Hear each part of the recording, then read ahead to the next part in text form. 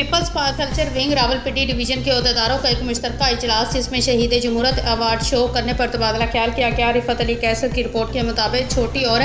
पुरवकार तकरीब के मेहमानी खुसूसी peoples party Islamabad के डिस्ट्रिक्ट के नायब सदर अजैब खान थे, जबकि तकरीब की सदारत पीपल्स पार्टी इस्लामाबाद सिटी के डिप्टी सेक्रेटरी इंफॉर्मेशन सरपरस्ती आला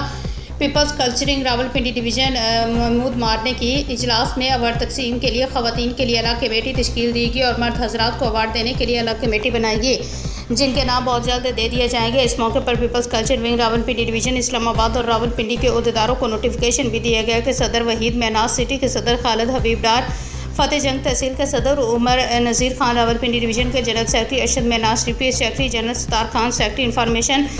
सना अमीन, नायब सदर आसमा मलिक, नायब सदर रुबीना कुरैशी। इस मौके पर अजैब खान, डॉक्टर आबद महमूद, मार्सतार खान और रिफत अली कैसर ने शहीद जमहूरियत बेनज़ीर भुट्टो और अवार्ड पर तफसीली तौर पर खिताब किया और अवार्ड को मुनज़्ज़म और कामयाब बनाने के लिए कमेटियाँ तश्कील दी गई और हर तरह के अपने अपने ताउन का यकीन दिलाया।